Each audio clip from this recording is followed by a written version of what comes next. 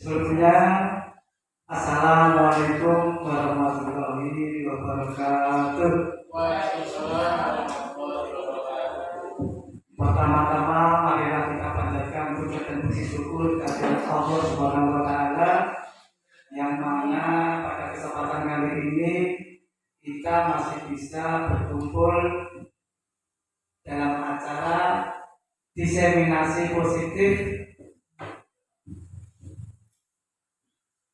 dalam keadaan sehat, tak kurang suatu apapun.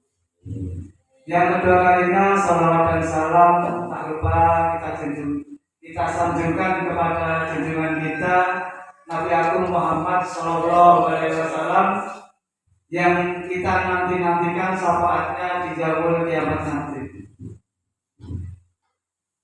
Yang ketiga kalinya, di sini saya akan menyampaikan diseminasi budaya positif di SDN Sekarjati 1 Karanganyar sebagai tugas dari guru penggerak angkatan 11 Kabupaten Ngawi. Untuk acara pada hari ini, yang pertama adalah pembukaan, yang kedua adalah sambutan dari Bapak Kepala Sekolah, yang ketiga acara inti penyampaian diseminasi budaya positif. Untuk menyingkat waktu, marilah acara pada hari ini kita buka dengan bacaan basmalah bersama-sama. Bismillahirrahmanirrahim. Semoga dengan bacaan bismillah tadi, acara pada hari ini bisa berjalan dengan lancar, kurang suatu apapun. Menginjak acara yang kedua adalah sambutan dari Kepala Sekolah kepada yang terhormat Bapak Agus Haryadi. Waktu dan tempat kami persilakan.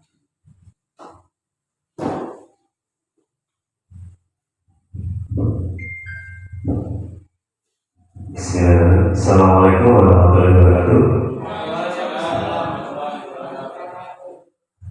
Yang saya hormati Mas Rahmat, calon guru penggerak angkatan 11 dari Kabupaten Ngawi, dan yang saya hormati teman-teman guru SDN Sekarjati 1 yang berbahagia.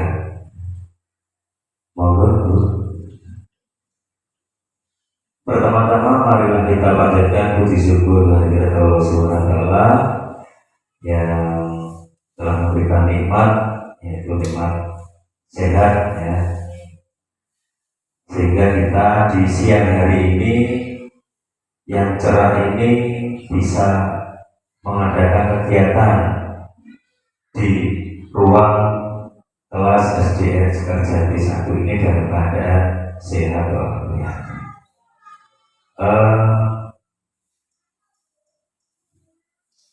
Mas Rahmat ini nanti akan diseminasi budaya positif. Jadi kita ikuti acara dari awal sampai akhir, dan semoga nanti menjadi motivasi, ya, motivasi teman-teman yang belum mengikuti CGP, yang nanti mungkin di angkatan 12 ini akan dibuka. Kalau sudah dibuka, mungkin terbuka hatinya untuk mengikuti CGP ini, ya. Dan harapannya dari kegiatan guru penggerak ini nanti teman-teman guru penggerak bisa menjadi pemimpin, ya, pemimpin pembelajaran yang berpihak pada murid sebenarnya, ya. Hanya itu saja sambutan dari saya. Waktu saya kembalikan ke Pak Rahmat. Saya akhiri. Assalamualaikum warahmatullahi wabarakatuh.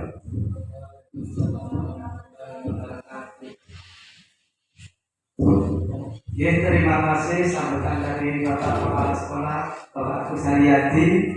Dan menginjak acara selanjutnya, yaitu acara inti, yaitu penyampaian diseminasi budaya positif di SDN Sekarjati 1 Karanganyar.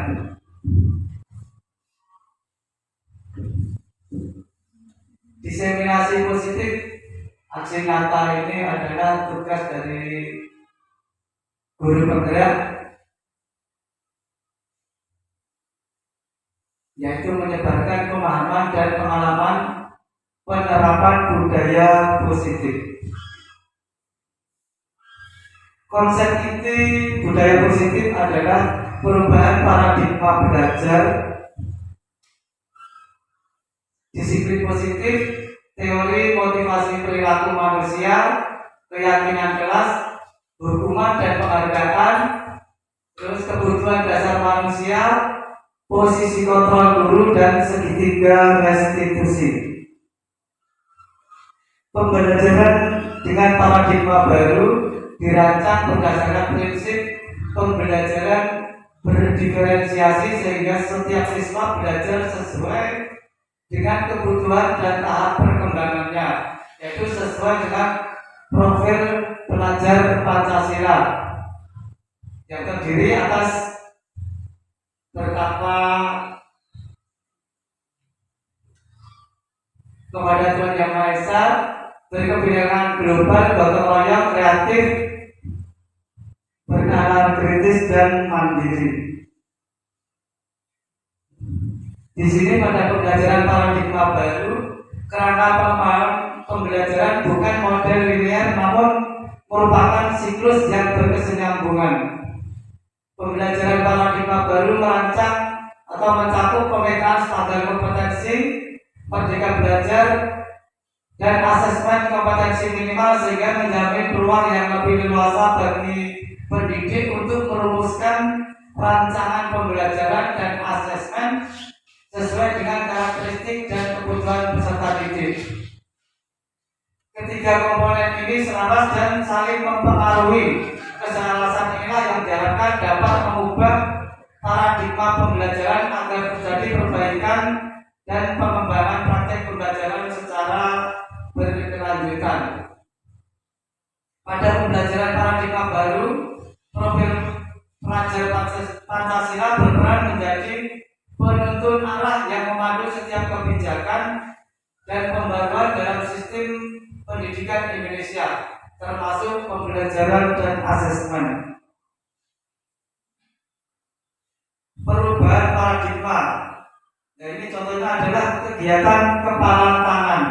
Jadi sebagai contoh ada A dan B.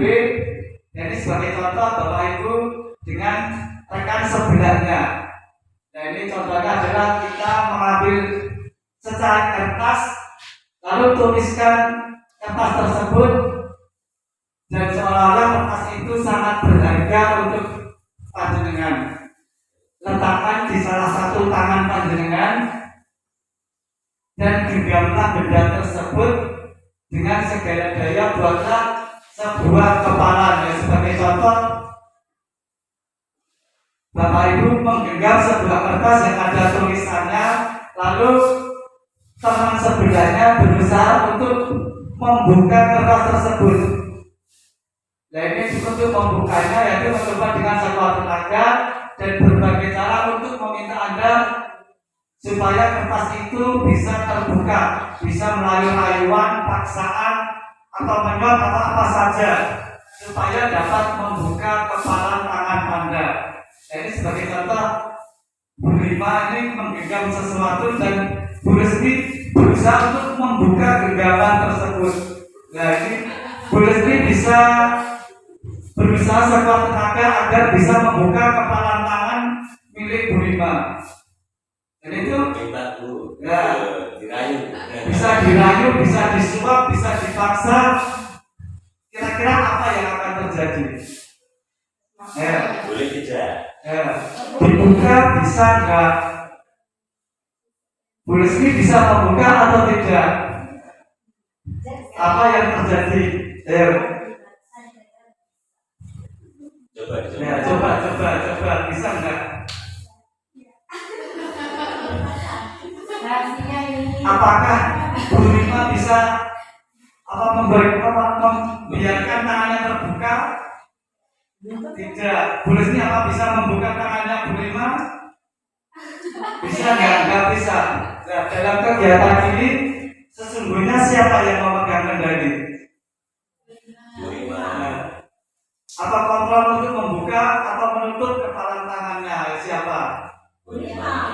kita. Bruce Lee nggak bisa memaksa. Bisa nggak? Nah, jadi sebagai tanggapan reflektifnya, kemungkinan jawaban kita atas pertanyaan-pertanyaan pertama dan kedua itu bervariasi antara yang bersedia membuka atau tetap bertahan untuk menutup. Jadi, untuk pertanyaan yang ketiga, siapa yang sesungguhnya memegang kontrol untuk menutup kepalan tangan atau berusaha dengan segala cara untuk membuka kepalan tangan rekannya? Tentu jawabannya adalah kita sendiri yang memegang kontrol. Apa kita membuka? Kalau kita membuka ya langsung saja dibuka begitu. Nah, jadi yang memegang kontrol adalah sesungguhnya adalah kita sendiri. Ya.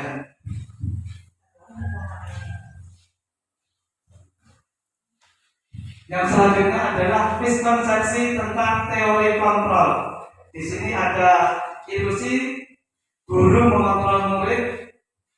Ini artinya ilusi bahwa semua perbuatan positif, efektif dan bermanfaat. Yang selanjutnya ilusi bahwa kritik dan membuat rasa bersalah mampu menguatkan karakter. Ilusinya bahwa orang dewasa berhak memaksa. Ilusi guru mengontrol murid. Pada dasarnya kita tidak dapat memaksa murid untuk berbuat sesuatu jika murid tersebut memilih untuk tidak melakukannya.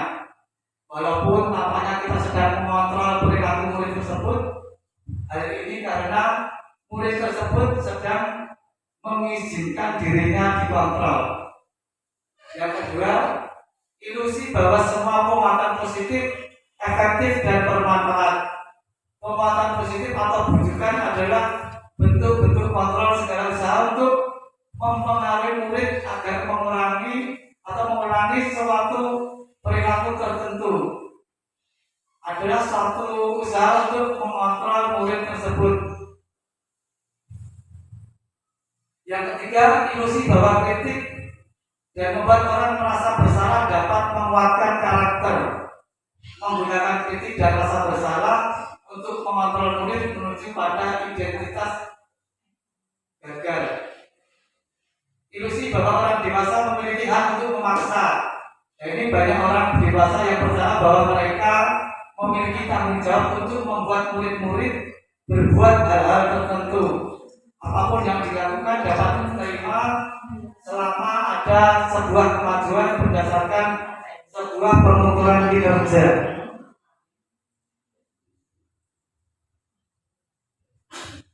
Yang selanjutnya, bagaimana seseorang bisa berubah dari paradigma stimulus respon kepada pendekatan teori kontrol. Stephen R. Covey mengatakan bahwa bila kita ingin membuat kemajuan perlahan sedikit demi sedikit, maka ubahlah sikap atau perilaku kita. Namun bila kita ingin memperbaiki cara-cara utama kita, maka kita perlu mengubah kerangka acuan kita. Pada stimulus respon seolah-olah orang lain dapat kita kontrol, dapat kita kendalikan sehingga kita dapat merubah seseorang menjadi apa yang kita inginkan. Tetapi pada teori kontrol sangat bertolak belakang, yaitu sesuatu yang sedang kita kontrol sebetulnya tidak dapat kita kendalikan karena yang dapat mengontrol adalah dirinya sendiri atau bukan orang lain.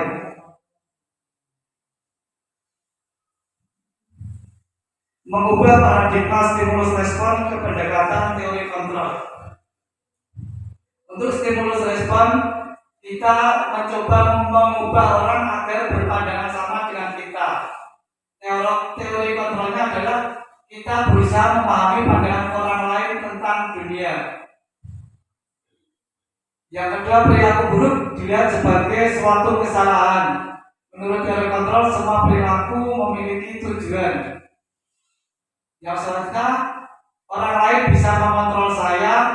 Menurut teori kontrol, hanya Anda yang bisa mengontrol diri Anda. Pemaksaan ada pada saat bujukan gagal, maka teori kontrolnya adalah kolaborasi dan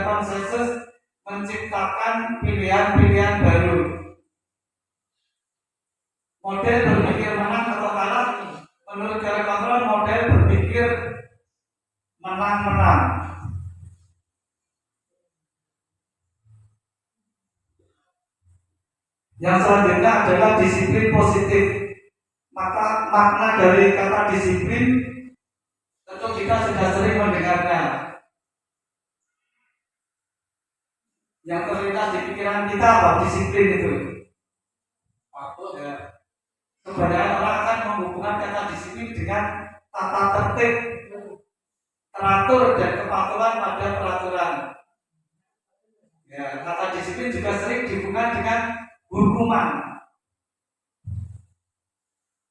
Padahal itu sungguh berbeda, karena belajar tentang disiplin positif tidak harus dengan memberikan hukuman. Justru itu adalah salah satu alternatif terakhir, dan bila perlu tidak menggunakan hukuman sama sekali.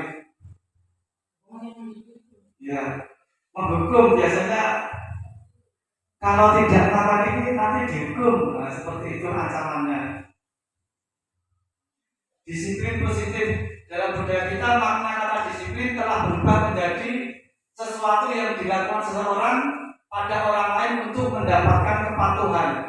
Kita cenderung menghubungkan kata disiplin dengan ketidaknyamanan. Disiplin merupakan salah satu pendekatan disiplin diri yang memampukan seseorang untuk mengontrol perilakunya dalam kesadaran dan bertanggung jawab atas tindakan sebagai wujud menghormati diri sendiri dan orang lain. Sebagai pendidik, tujuan kita adalah menuntut murid untuk memiliki disiplin diri sehingga mereka bisa berperilaku yang mengacu pada nilai-nilai kebajikan universal dan memiliki motivasi intrinsik bukan ekstrinsik.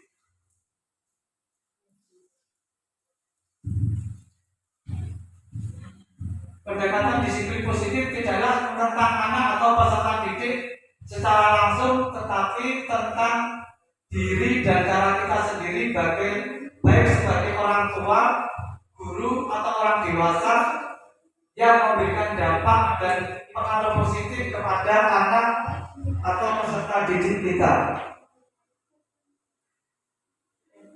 Pendekatan disiplin positif di sini merupakan kemampuan individual pendidik untuk membina atau mendidik peserta didik secara individual maupun secara kelompok. Pendekatan secara individual atau kelompok perlu mendapatkan dukungan kebijakan sekolah dan peserta pemangku kepentingan sekolah. Nilai-nilai kebajikan universal. Nilai-nilai kebajikan adalah sifat-sifat positif yang merupakan tujuan mulia yang ingin dicapai setiap individu.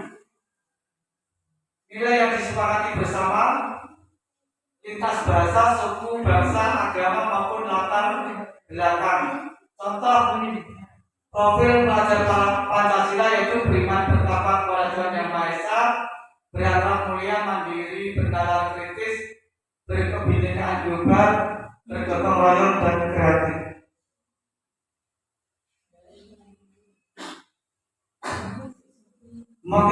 Motivasi perilaku manusia.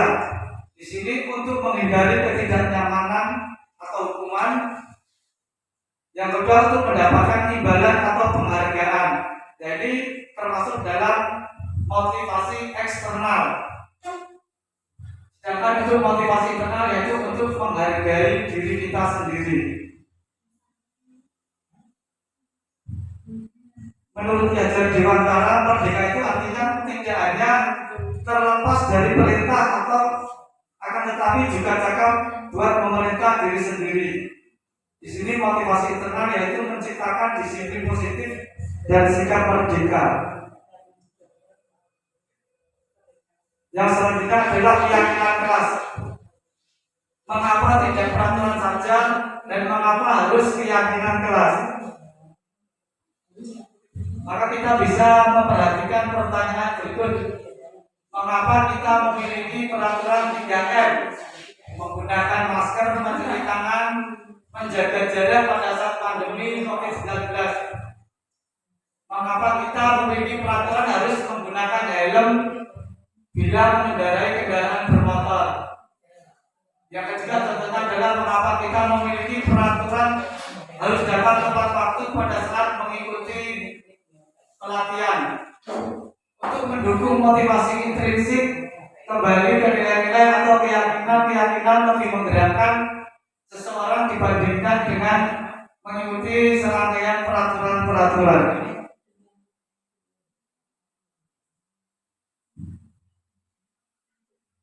Yang mana yang merupakan keyakinan kelas. Kesepakatan kelas kami guru dan murid yang saling menyayangi. Kami murid yang semangat belajar. Kami murid yang peduli dengan teman-teman. Yang mana yang merupakan keyakinan kelas.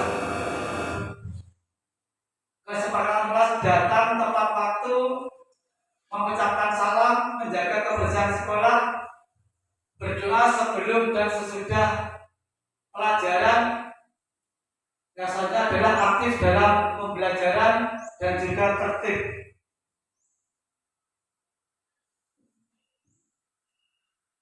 Bagaimana caranya kita membuat keyakinan kelas?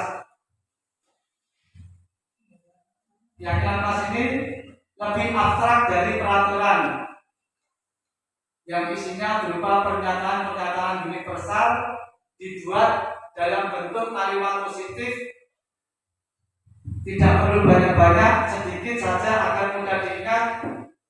Yang selanjutnya adalah sesuai dengan kondisi kelas atau sekolah agar mudah diterapkan. Dan untuk membuat keyakinan kelas ini, semua warga kelas atau sekolah dilibatkan saat membuat keyakinan kelas tersebut.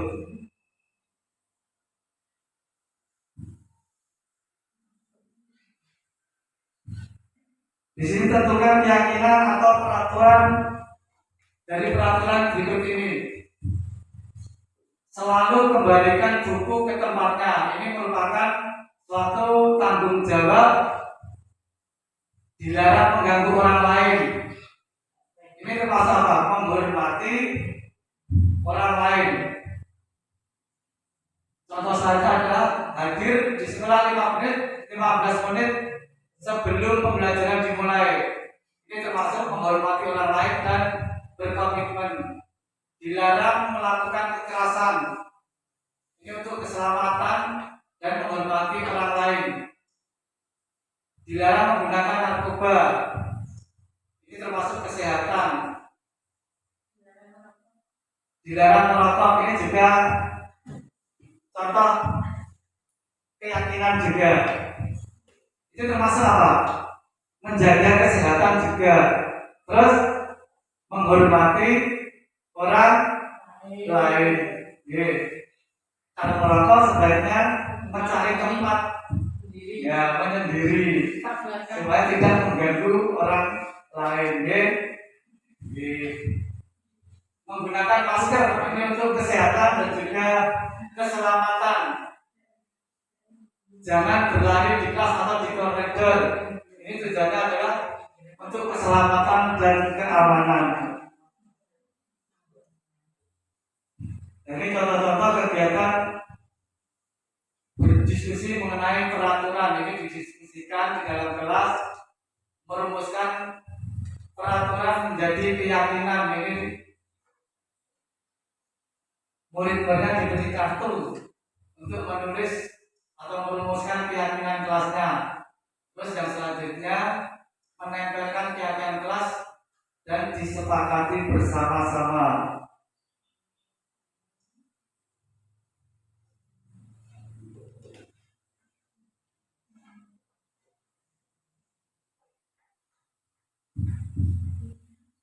Yang selanjutnya adalah hukuman dan penghargaan.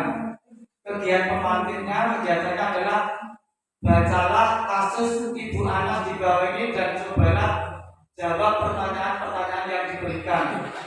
Sebagai contoh, Iva kurang menguasai pelajaran matematika, sehingga pada saat pelajaran tersebut berlangsung, dia lebih banyak terdiam atau berdiam diri atau menggambar di buku pelajarannya. Pada saat guru matematikanya Pak Seno menanyakan pertanyaan, Iva menjadi gugup dan tak sengaja menjatuhkan tasnya dari kursi, serta tiba-tiba menjadi gagap pada saat berupaya menjawabnya. Seluruh kelas pun tertawa melihat perilaku Iva yang bicara tergagap dan terkejut tersebut.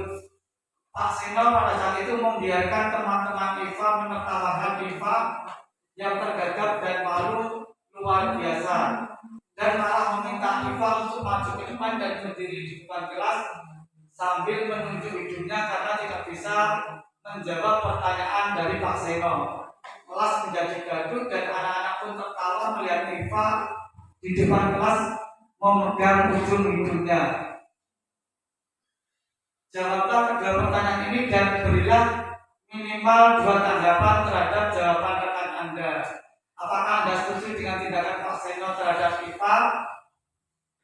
Kalau setuju, jawabannya mengapa? Menurut Anda, tindakan Pak Seno terhadap Iva adalah sebuah hukuman atau konsekuensi. Mengapa? Bagaimana Bapak Ibu? Menurut cerita tersebut yang dilakukan Pak Seno kepada Iva itu yang seperti apa? Apakah kita setuju yang dilakukan Pak Seno tersebut atau tidak?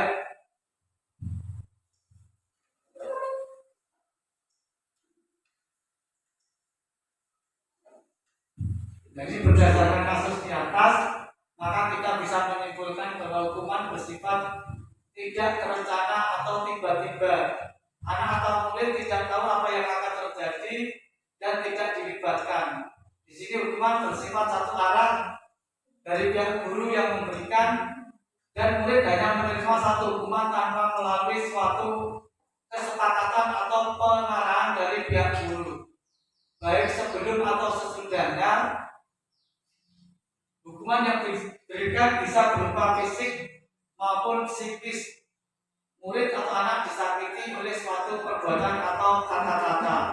Sementara untuk disiplin dalam bentuk konsekuensi sudah terencana dan atau sudah disepakati sebelumnya, atau sudah dibahas dan disetujui antara murid dan juga guru.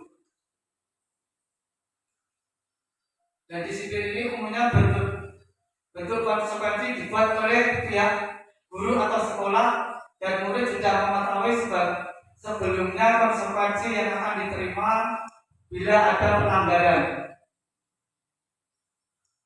Pada konsekuensi, murid tetap dibuat tidak nyaman untuk jangka waktu pendek. Konsekuensi biasanya diberikan berdasarkan suatu data yang umumnya dapat diukur. Misalnya setelah 3 kali tugasnya tidak diselesaikan pada batas waktu yang diberikan, atau murid melakukan kegiatan di luar kegiatan pembelajaran, misalnya mengobrol, maka murid tersebut akan kehilangan waktu bermain dan harus menyelesaikan tugas karena ketertinggalannya. Peraturan dan konsekuensi yang mengikuti ini sudah diketahui sebelumnya oleh murid. Sikap guru di sini senantiasa memonitor murid.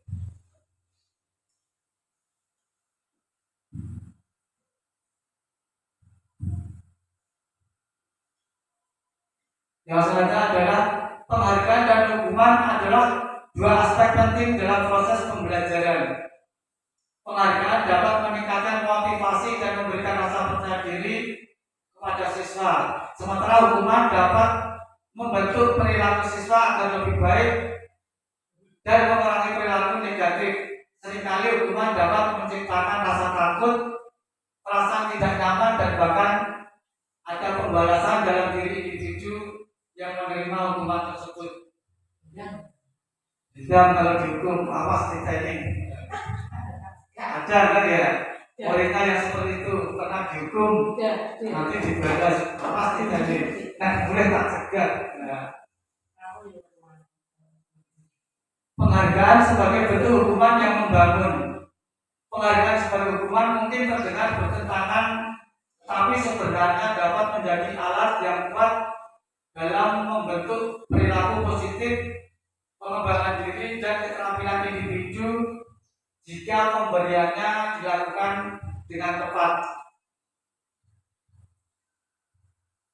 Disinilah kita memasuki konsep penghargaan sebagai bentuk hukuman yang lebih positif dan membangun.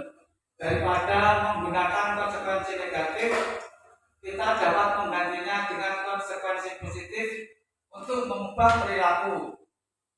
Ini bukanlah penghargaan dalam arti konvensional di mana seseorang diberikan hadiah karena melakukan sesuatu yang baik, tetapi tentang menggunakan apresiasi dan pengakuan sebagai alat untuk memperbaiki atau memperkuat perilaku positif dan membangun motivasi. Yang satu, merubah perilaku. Misalnya dalam konteks pendidikan, guru dapat menggunakan ujian dan pengakuan untuk mengubah perilaku siswa yang sebelumnya tidak tertib menjadi lebih tertib.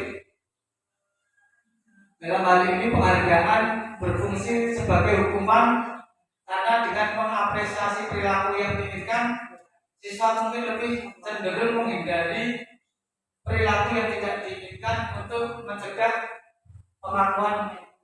kehilangan pengakuan tersebut. Yang kedua adalah pengembangan diri. Di luar pendidikan, penghargaan dapat digunakan sebagai hukuman yang membangun dalam konteks pengembangan diri. Misalnya seorang individu yang berusaha untuk mencapai tujuan pribadi dapat memberikan penghargaan diri sendiri setiap kali mereka mencapai tonggak tertentu. Hal ini memberikan insentif untuk mencapai lebih banyak prestasi, menggantikan dorongan untuk menghindari hukuman.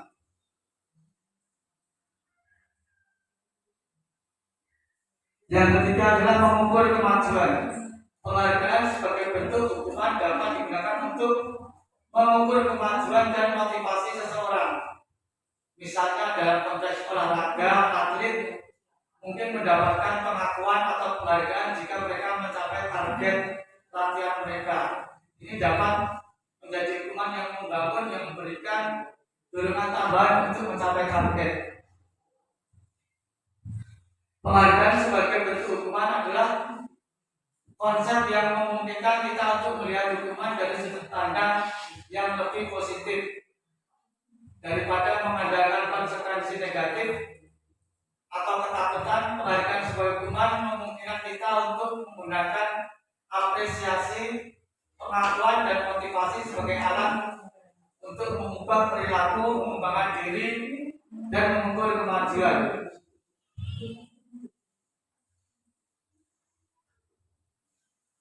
Yang selanjutnya adalah kebutuhan dasar manusia. Marilah Bapak Ibu simak video sebagai berikut.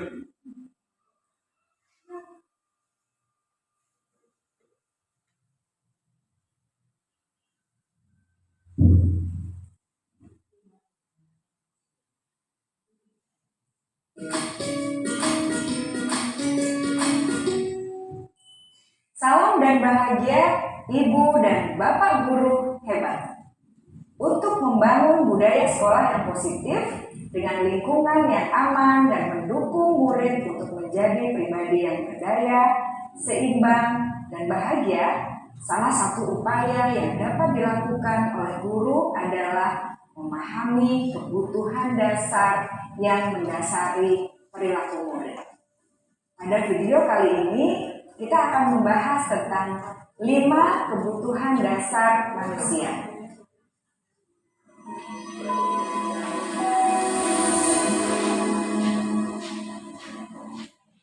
Ki Hajar Dewantara dalam salah satu kutipannya menyatakan, kita ambil contoh perbandingannya dengan hidup tumbuh-tumbuhan. Seorang petani dalam hakikatnya sama kewajibannya dengan seorang pendidik yang menanam padi misalnya. Hanya dapat menuntun tumbuhnya padi. Ia dapat memperbaiki kondisi tanah, memelihara tanaman padi, memberi pupuk dan air, membasmi ulat-ulat atau jamur-jamur yang mengganggu hidup tanaman padi, dan lain sebagainya. Ketika guru memahami kebutuhan apa yang mendasari perilaku murid, dan guru berusaha menuntun dan mendukung murid dalam memenuhi kebutuhannya secara positif, pada hakikatnya guru tersebut ibarat seorang petani yang sedang berusaha memahami kebutuhan masing-masing tanaman. Dan ia berusaha memenuhi kebutuhan tanaman tersebut agar dapat tumbuh dengan subur dan maksimal.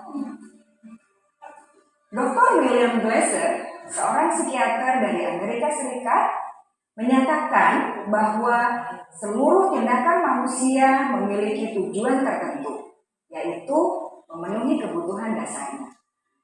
Ketika kelima kebutuhan dasar telah terpenuhi secara memadai, maka murid akan tumbuh dengan seimbang dan bahagia. Sebaliknya, ketika kebutuhan dasar tidak terpenuhi dengan baik, maka seseorang akan mengalami emosi negatif, bosan, sedih, dan kecewa. Bahkan mereka dapat melakukan perbuatan yang bertentangan dengan nilai-nilai kebajikan atau melanggar peraturan. Dengan kata lain, perilaku buruk seseorang biasanya adalah respons dari kebutuhan yang tidak terpenuhi. Namun, mereka tidak tahu cara untuk menyampaikannya. Ada 5 kebutuhan dasar manusia menurut Dr. William Glasser, yaitu yang pertama, kebutuhan untuk bertahan hidup atau survival. Yang kedua, kebutuhan untuk merasa diterima atau love and belonging. Yang ketiga, kebutuhan akan kebebasan atau freedom. Yang keempat, kebutuhan akan kesenangan atau fun. Dan yang kelima, kebutuhan akan penguasaan atau power. Kebutuhan dasar yang pertama adalah kebutuhan yang bersifat fisiologis untuk bertahan hidup atau survival. Misalnya, kesehatan, rumah, dan makanan. Kebutuhan biologis sebagai bagian dari proses reproduksi termasuk kebutuhan untuk tetap bertahan hidup. Kebutuhan untuk merasa aman juga termasuk dalam kebutuhan ini.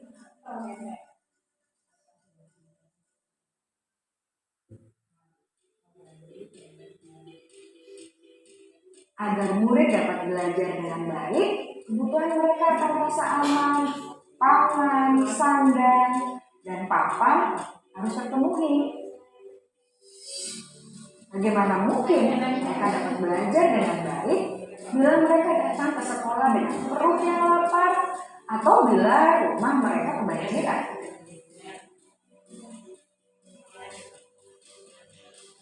Setelah kita mengetahui kebutuhan pertama yang sebagian besar bersifat fisiologis, mari kita lihat kebutuhan kedua sampai kelima yang semuanya berhubungan dengan psikologis. Mari kita lihat kebutuhan yang kedua, yaitu kebutuhan akan perasaan diterima oleh kelompok atau komunitasnya, atau kebutuhan love and belonging. Kebutuhan ini meliputi keinginan untuk tetap terhubung dengan orang lain seperti teman, keluarga, teman kerja, dan kelompok di mana kita tergabung. Setiap murid ingin menjadi bagian yang berharga dari kelas dan juga sekolah. Mereka juga ingin diterima oleh orang lain dan kelompoknya. Bahkan, murid yang terlihat paling cuek pun jauh di dasar hatinya pasti ingin merasa diterima. Sebagai guru, seharusnya kita dapat menerima murid kita apa adanya, sesuai dengan kodratnya. Karena setiap murid adalah unik. Mereka memiliki kekuatannya masing-masing, sehingga guru seharusnya bisa menciptakan kesempatan untuk murid berkolaborasi dan memiliki ikatan emosi satu sama lain. Murid-murid yang memiliki kebutuhan yang besar untuk merasa diterima, biasanya mereka belajar karena suka pada gurunya. Mereka juga suka bekerja dalam kelompok. Kebutuhan yang ketiga adalah kebutuhan akan kebebasan atau kebutuhan membuat pilihan. Murid harus diberi kesempatan untuk membuat pilihan dan bertanggung jawab atas pilihan yang mereka telah ambil.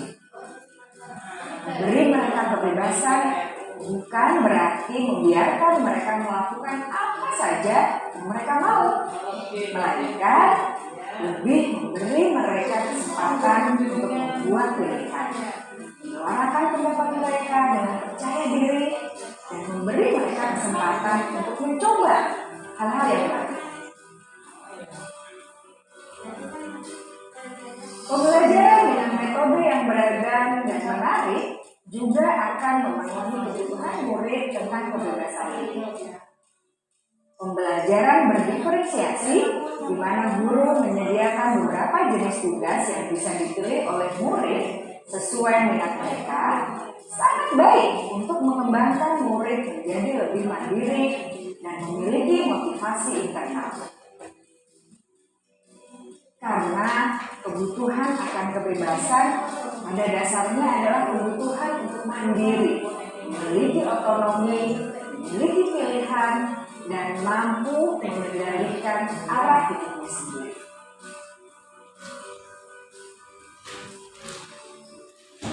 Kebutuhan yang keempat adalah kebutuhan akan kesenangan. Bayangkan Bapak Ibu, hidup tanpa rasa senang. Betapa menyedihkannya. Glasser menghubungkan kebutuhan akan kesenangan dengan belajar. Jangan sepelekan kebutuhan murid untuk merasa senang di kelas. Sebagai guru, jangan ragu-ragu untuk dengan sengaja memasukkan kegiatan yang menyenangkan dalam kelas. Murid-murid dengan kebutuhan dasar kesenangan yang tinggi ingin menikmati apa yang mereka lakukan. Mereka juga konsentrasi tinggi saat mengerjakan hal-hal yang disenangi.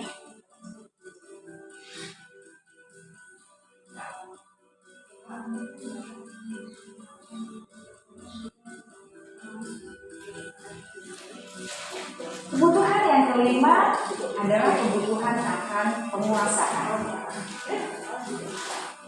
Setiap murid memiliki kebutuhan untuk merasa kompeten, menjadi terampil, diakui pencapaian dan keterampilannya, didengarkan, bisa membuat dampak dan pengaruh, dan memiliki rasa harga diri. Mereka sebaiknya diberi kesempatan untuk membuat keputusan tentang hal-hal yang penting dalam hidupnya dan tidak merasa dikontrol oleh sistem sekolah.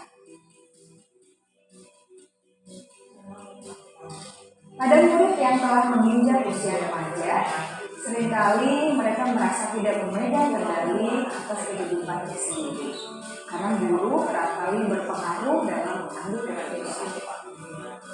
Murid-murid yang memiliki kebutuhan dasar akan penguasaan yang tinggi biasanya selalu ingin menjadi pemimpin.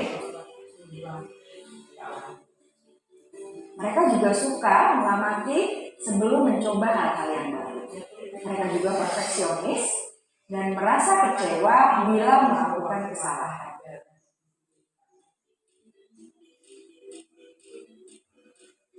Ibu dan Bapak guru sangatlah penting bagi kita untuk mengetahui kebutuhan dasar murid-murid, agar kita memahami alasan dibalik sikap dan tingkah laku mereka. Bila murid berperilaku buruk atau melanggar peraturan, sehingga tindakannya tidak sesuai dengan nilai kebajikan, maka guru harus mencari tahu alasan yang mendasari tindakan tersebut dan kebutuhan apa yang dilakukan.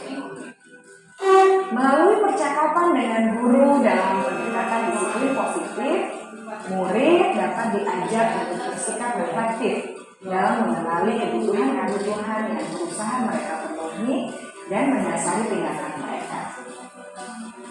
Jika guru mengabaikan perilaku murid, maka perilaku tersebut akan berpengaruh pada suasana kelas yang kurang kondusif dan akan berpengaruh pada tujuan dari pendidikan itu sendiri. Ibu, bapak guru hebat, mari kita menjadi guru yang lebih baik dengan memahami kebutuhan dasar murid-murid kita dan senantiasa membimbing mereka untuk menjadi pribadi yang berdaya, seimbang, dan bahagia. Salam dan bahagia, Ibu dan Bapak guru hebat.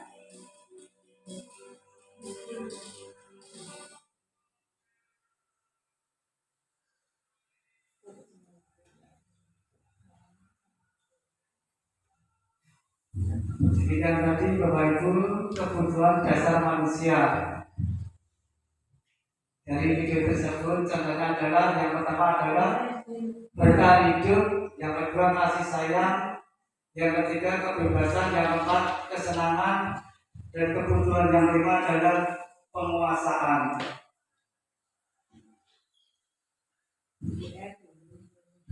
Lima kebutuhan dasar manusia, satu kebutuhan bertahan hidup.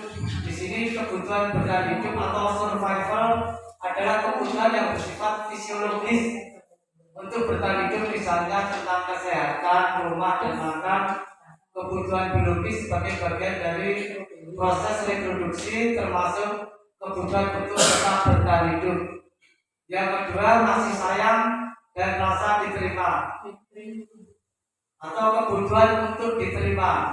Kebutuhan ini dan tiga kebutuhan berikutnya adalah kebutuhan psikologis, yaitu kebutuhan untuk disayangi dan diterima, meliputi kebutuhan akan hubungan dan koneksi sosial, kebutuhan untuk memberi dan menerima kasih sayang, dan kebutuhan untuk menjadi bagian dari suatu kelompok. Yang ketiga adalah penguasaan atau kebutuhan pengakuan atau kemampuan. Yang keempat, kebebasan tentang kebebasan, yaitu kebutuhan untuk bebas adalah kebutuhan akan kemandirian, otonomi, memiliki pilihan, dan mampu mengendalikan arah hidup seseorang. Yang kelima adalah kesenangan atau kebutuhan untuk merasa senang.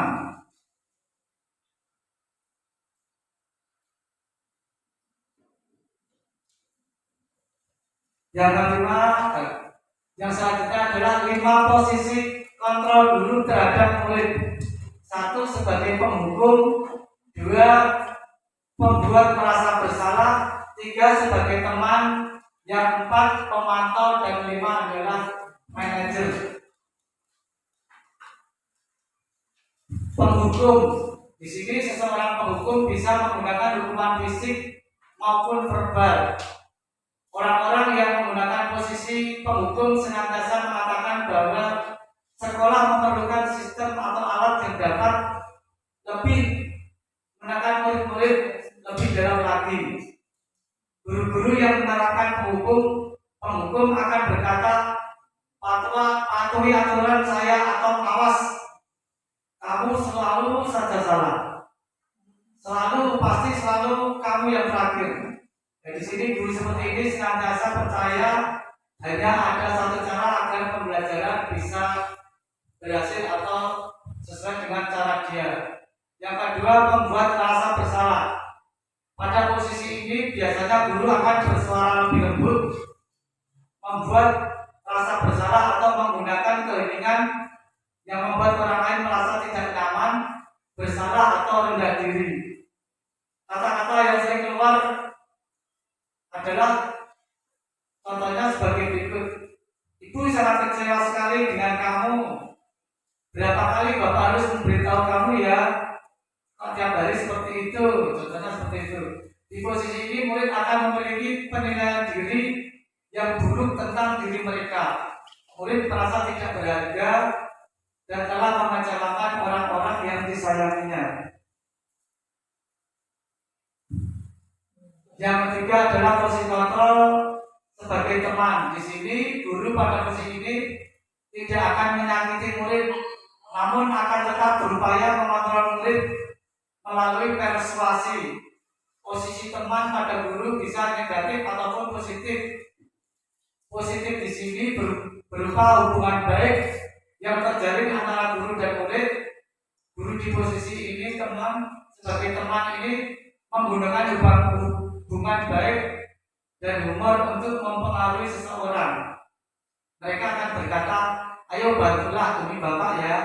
Ayo ingat tidak bantu Bapak selama ini. Ya sudah, kali ini tidak apa-apa, nanti Ibu bantu bereskan. Contohnya seperti itu. Dan yang keempat adalah sebagai pemantau. Memantau berarti mengawasi. Pada saat kita mengawasi, kita bertanggung jawab atas perilaku orang-orang yang kita awasi. Posisi pemantau berdasarkan pada peraturan-peraturan dan konsekuensi. Dengan menggunakan sanksi konsekuensi, kita dapat memisahkan hubungan pribadi kita dengan murid. Sebagai seseorang yang menjalankan posisi pemantau, pertanyaan yang dijadikan cara pemantau adalah, ayo peraturannya apa? Apa yang telah kamu lakukan? Sanksi atau konsekuensinya apa? Nah, di sini seorang pemantau sangat mengandalkan perhitungan catatan data yang dapat digunakan sebagai bukti atau perilaku seseorang. Yang kelima, posisi kontrol sebagai manajer. Di sini posisi manajer adalah posisi terakhir. Manajer adalah posisi di mana guru berbuat sesuatu bersama dengan murid, mempersilahkan murid mempertanggungjawabkan perilakunya, mendukung murid agar dapat menemukan solusi atas permasalahannya sendiri. Seorang manajer telah memiliki keterampilan di posisi teman maupun pemantau, dan dengan demikian bisa jadi di waktu-waktu tertentu kembali kepada kedua posisi tersebut bila diperlukan.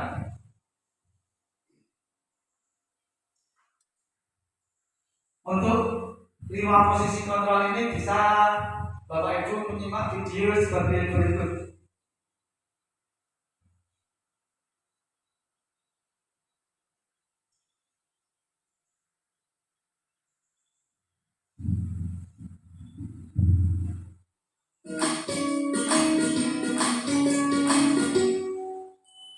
Salam bahagia Ibu dan Bapak guru hebat.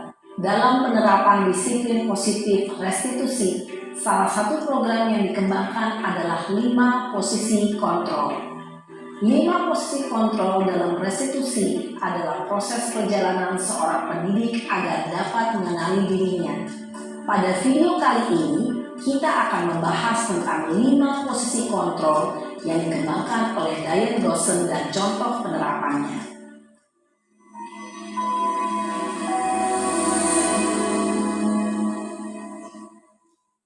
5 posisi kontrol itu adalah 1. Posisi penghukum, 2. Posisi pembuat merasa bersalah, 3. Posisi teman, 4. Posisi pemantau atau monitor, dan 5. Posisi manajer. Untuk lebih memahami kelima posisi tersebut, mari kita saksikan kasus Naren yang terlambat hadir 20 menit di sekolah dan melihat bagaimana kelima posisi kontrol dalam menghadapi masalah tersebut.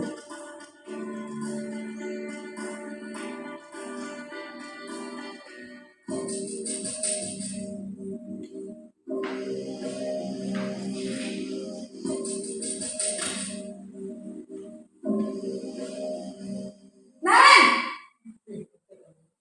Sini kamu! Ini sebagai posisi penghukum, Ibu. Selalu terlambat. Kamu deh, pasti terlambat. Maaf Bu, saya Apa? Apa coba? Alasan kamu apa lagi? Kapan sih kamu tidak terlambat? Malas sekali ya kamu jadi anak. saya Dasar pemalas. Gak kapok-kapok sih kamu. Sudah berapa kali terlambat? Sana, kamu keliling lapangan basket 2 kali. kenapa saya harus keliling lapangan basket Bu? Kenapa? Kamu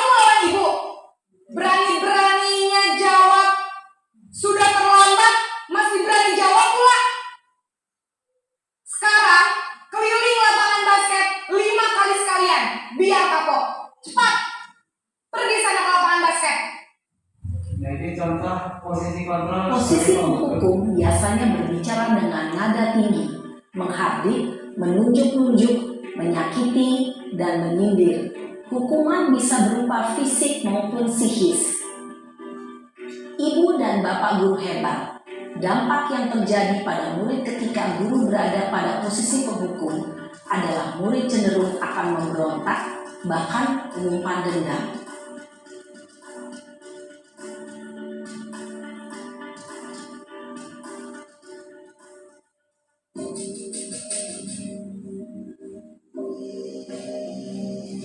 Jadi contoh untuk posisi kontrol membuat rasa bersalah.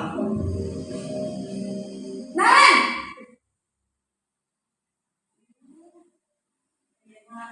Selamat pagi Bu. Naren, kamu kenapa terlambat lagi, nak? Ya Tuhan, Naren, kamu senang ya bikin ibu susah ya? Kalau kamu terlambat lagi, nanti ibu yang ditegur bapak kepala sekolah, nak. Disangka ibu tidak bisa membina kamu.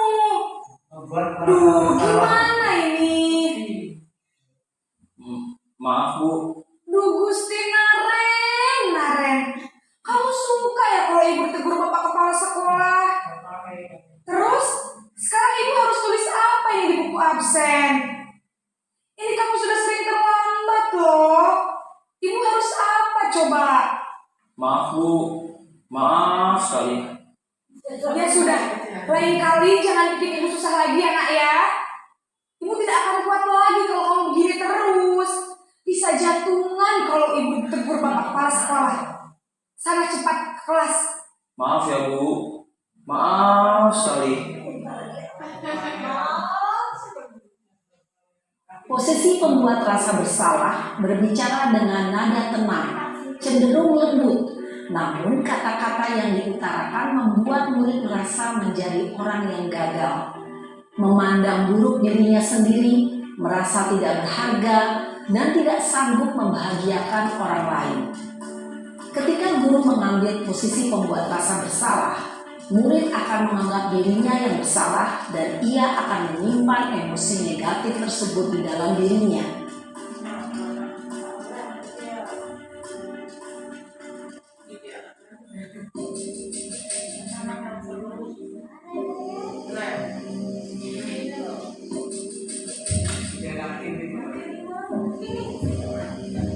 Naren!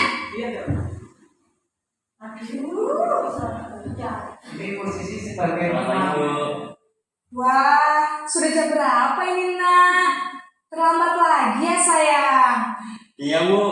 Habis ibu saya lupa bangunkan saya Bu. Kamu malah menyalahkan ibu kamu. Kamu bukannya anak yang larinya paling kencang. Kok terlambat sih? Iya Bu. Saya memang terlambat bangun tadi. Jadi biarpun saya lari kencang, tetap gak kekejar Bu. Ya sudah sana. Nanti lain kali larinya lebih kencang lagi ya. Biar gak terlambat lagi. Bikin seneng ibu. Demi ibu. Bisa kan? Bisa lah Bu. Ya sudah sana masuk kelas. Ibu beresin urusan absen kamu. Kamu ini ada-ada saja. Dalam posisi teman, guru berbicara dengan nada suara ramah, akrab, cenderung bersenda gurau untuk menjaga suasana tetap santai. Murid akan merasa senang, aman, dan akrab dengan guru. Identitas yang tercipta adalah identitas sukses atau berhasil. Namun, perlu diingat, karena ini masih dorongan eksternal. Maka Demikian Bapak Ibu, contoh video tentang 5 posisi kontrol kita sebagai guru. Untuk penerapan sehari-hari, kira-kira yang posisi kontrol nomor berapa yang sudah kita terapkan?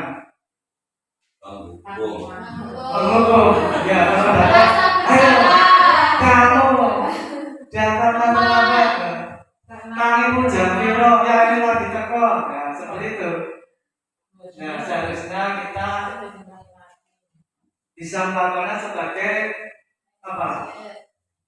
Sebagai manajer. Ya, manajer kita kalau ada murid yang melakukan kesalahan, bisa kita restitusi, dicari penyebab permasalahannya, kesalahannya apa, bisa didiskusikan bersama-sama untuk mencari jalan keluar atau solusinya. Jadi contoh segitiga restitusi, yaitu menanyakan keyakinan, menstabilkan identitas, dan validasi kebutuhan. Di sini pengertian restitusi adalah sebuah pendekatan untuk menciptakan disiplin positif. Restitusi adalah proses menciptakan kondisi bagi murid untuk memperbaiki kesalahan mereka, sehingga mereka bisa kembali pada kelompok mereka dengan karakter yang lebih kuat. Restitusi juga adalah proses kolaboratif yang mengajarkan murid untuk mencari solusi untuk masalah dan membantu murid berpikir tentang orang seperti apa yang mereka inginkan dan bagaimana mereka harus memperlakukan orang lain. Di bawah ini adalah contoh-contoh ciri-ciri restitusi yang membedakannya dengan program disiplin lainnya. Restitusi bukan untuk menebus kesalahan, namun untuk belajar dari kesalahan. Restitusi itu memperbaiki hubungan. Restitusi adalah tawaran, bukan paksaan, dan restitusi merupakan menuntun untuk melihat ke dalam diri.